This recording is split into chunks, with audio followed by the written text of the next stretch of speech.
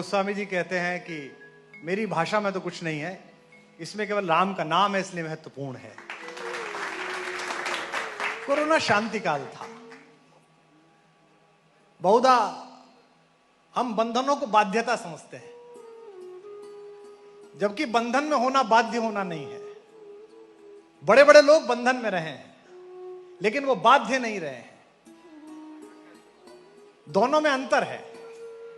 बहुत सारे लोग जेल में रहे हैं, गांधी जेल में रहे हैं, सुभाष जेल में रहे हैं, नेल्सन मंडेला जेल में रहे हैं।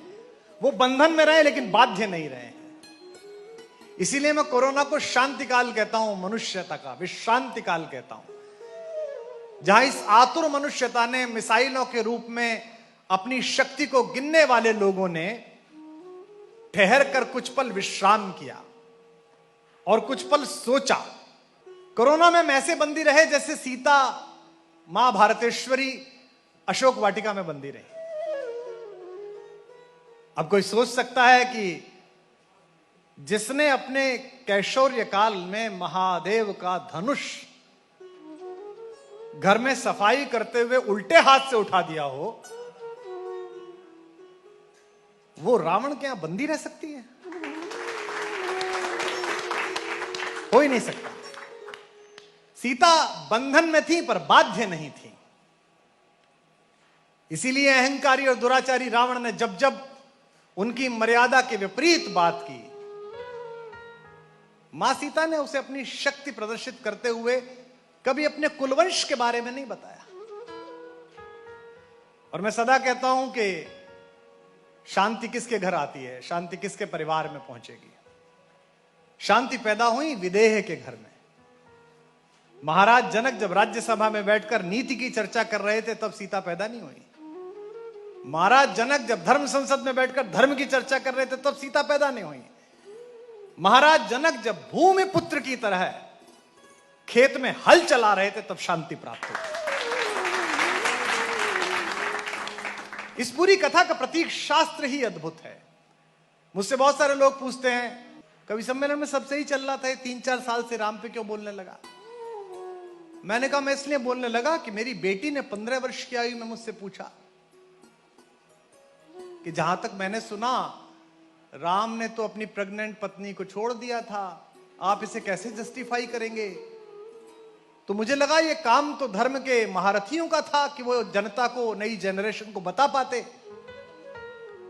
कि मर्यादा पुरुषोत्तम राम के साथ जोड़े गए सारे प्रवाद किस तरह पाठांतर हैं, किस तरह बाद में जोड़े गए हैं। और छोटे बच्चों की क्लास में अगर टॉम, डिक, हैरी की कहानियां सुनाकर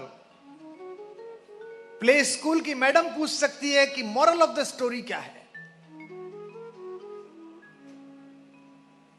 अगर वो एक हैरी पॉटर, उस पर आपका मॉरल ऑफ द स्टोरी आ सकता है, तो आपके घर में जो पैदा हुए उस पर क्यों नहीं आ सकता है?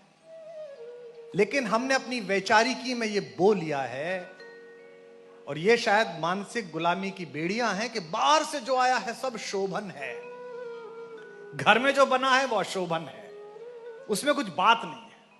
मैं तो चाहता हूं भारतीय सेना के हाथ में भी जो कार्बाइन है वो हिंदुस्तान के किसी साधु के आश्रम में बनी हुई हो। चेकोस्लोवाकिया की और रूस की लेकर खुश हो, भारत की लेकर शंका में हो।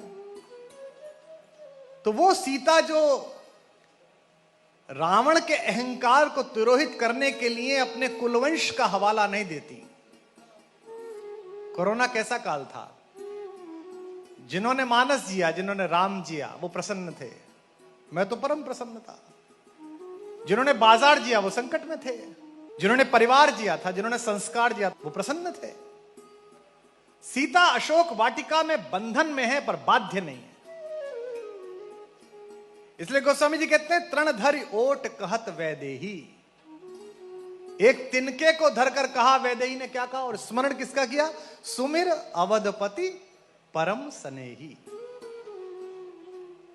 मेरे परिचितों में एक बच्ची मुझसे पूछ रही थी कि साहब ये मिथ आपके यहां बड़े अजीब हैं, तिनका रख के ऐसा क्या साहस आ गया कि तिनका रख के रावण डर गया? मैंने कहा व्याकरण के पास जाओ, संस्कृत कहता है कि शब्द के पास जाओ, शब्द अपना अर्थ स्वयं खोलता है। तिनके को संस्कृत में भूमिज कहते हैं, भूमि से पैदा। और भारतेश्वरी मां सीता का एक नाम है भूमिजा, भूमि से पैदा। यानी कि गोत्र के हिसाब से देखो, शब्द के हिसाब से देखो तो तिनका सीता का भाई है। और इस परिसर में बहनें बैठी हैं, हमारी भाभियां बैठी हैं, बेटियां बैठी हैं। एक लड़की अपने पति के साथ भी इतना सुरक्षित अनुभव नहीं करती जितना अपना भाई के साथ सुरक्षित अनुभव करती है। तो वो तिनका नहीं है, वो प्रकृति की पुत्री का भाई है जो आगे बैठा हुआ है। तृणधर ओट कहत वैदेही, सुमर अवधपति परम सनेही। कैसे अयोध्यापति? साथ में बताती भी है वो कि तुम लंकापति हो तो अपने आप को अहंकार में मत लाना। मैं जिसकी पत्नी हूं वो अयोध्यापति है, अवधपति है। वो तपस्वी राम का स्मरण नहीं करती, वो अपने प्रेमी राम का स्मरण नहीं करती। मैं राम को पति नहीं मानता, मैं राम को दुनिया का महानतम प्रेमी मानता हूं, जिसने एक आतंकवादी के द्वारा अपहृत की गई अपनी पत्नी के लिए सागर पाताल एक कर दिया, समुद्र पर बांध बना दिया।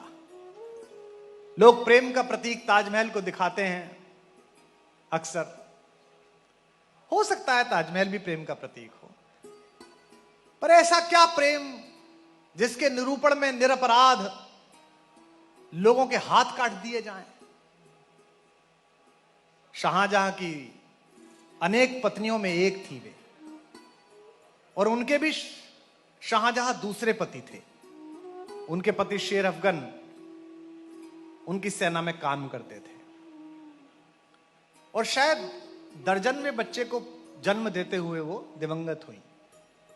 और जिस समय बंगाल में दुर्भिक्ष पड़ा 24 साल का, उस समय ताजमहल को तामीर कराया गया। जिन लोगों ने ताजमहल जैसी अनुपम कृति बनाई, उनको बाध्य कर दिया गया कि वो दूसरा कोई काम ना करें। हाथ कटा देने का मतलब यही है। मैं किताब पढ़ रहा था तो मुझे बड़ी पीड़ा हुई, दुख हुआ।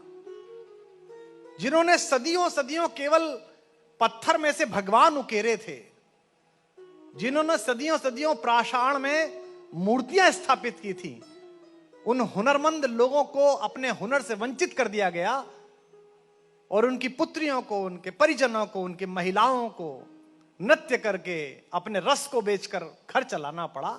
अगर आप इसे कहते हैं कि प्रेम का प्रतीक है तो मैं असहमत हूं। इससे बेहतर तो प्रेम का प्रतीक बिहार का वो एक उपेक्षित दलित है, जिसने गर्भावस्था में एक पत्थर को पार ना करती हुई अपनी पत्नी को मरते हुए देखा और अकेला हथौड़ा उठाया और जीवन काट दिया, और पहाड़ की अस्मिता को चूर चूर करके उसमें प्रेम का रास्ता बना दिया। वो दशरथ मांझी ज्यादा बड़ा प्रेमी है। राम से बड़ा प्रेमी कौन है? कितना आत्मविश्वास है। सुमरि अवधपति परम सनेही, तृण धरि ओट कहत वैदेही, सुमिर अवधपति परम सनेही। आप मुझ में लय हो जाइए, आपको आनंद आएगा। तृण धरि ओट कहत वैदेही, सुमिर अवधपति परम स्नेही। और याद क्या दिलाती है उसे? तुझे याद नहीं है कि कौन आया है? तू मेरे से ऐसा प्रस्ताव दे रहा है।